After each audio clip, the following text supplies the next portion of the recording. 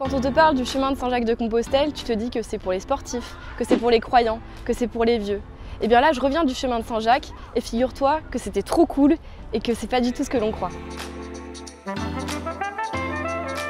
C'est beau, hein? Et ben voilà, c'est ce genre de paysage que l'on croise sur le chemin. C'est ce que j'ai vu en marchant pendant 5 jours du Puy-en-Velay en Haute-Loire jusqu'à Aumont-Aubrac en Lozère. C'est l'une des voies les plus jolies et fréquentées du chemin. Mais on peut partir de plus haut, de Belgique, de Suisse, de Paris. Il y a plusieurs voies pour y aller. Bah, libre à toi de descendre, et soyons fous, d'aller jusqu'à Saint-Jacques-de-Compostelle en Galice, dans le nord de l'Espagne, ce qui nous fait, depuis le Puy-en-Velay, plus de 1500 km, 8 départements français et 3 provinces espagnoles traversées. Pas mal, hein? Pas besoin d'avoir grimpé le Mont Blanc pour se lancer. Mais il faut être bien équipé et bien entraîné. La base, c'est des chaussures hyper confortables, à ta taille et déjà un peu utilisées. Sinon, je t'assure, ça va être la fête aux ampoules dans tes pompes. Bah ouais, parce qu'en moyenne, on marche entre 15 et 20 km par jour.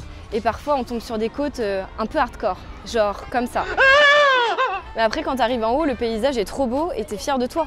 Bon, avant de partir, tu peux marcher, faire du vélo, courir. S'entraîner, ça veut dire moins de douleur et plus de plaisir. Si t'as peur de te perdre, dis-toi qu'il y a toujours des gens sur le chemin. Et en plus, il est très bien balisé. Il y a aussi des guides super bien faits. Celui-là, c'était clairement mon meilleur pote pendant le voyage. Tu peux dormir dehors, mais il faut prendre une tente et ça fait plus de poids dans le sac. Donc moi, j'ai dormi dans des gîtes. Parfois, sur place, on a accès à une cuisine, mais si t'es un peu feignasse comme moi, tu peux choisir la demi-pension. Tu arrives et on te sert un bon repas avec souvent des spécialités de la région. Au total, j'ai dépensé 30 € par jour. C'est très correct, mais si tu comptes marcher longtemps, ça fait un bon budget quand même, hein.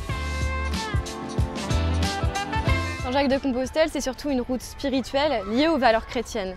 La solidarité, l'ouverture d'esprit, le dépassement de soi. Quand on marche, on réfléchit à sa vie, on rencontre des gens, qui sont d'ailleurs souvent des jeunes, genre la vingtaine-trentaine, ou des retraités. Donc finalement, pendant ce voyage, j'ai pas parlé une seule fois de religion. J'ai juste croisé pas mal d'églises et de coquilles Saint-Jacques. Voilà, maintenant tu sais tout sur Saint-Jacques, t'as plus qu'à te mettre en route. Et si jamais tu l'as déjà fait, bah raconte-nous!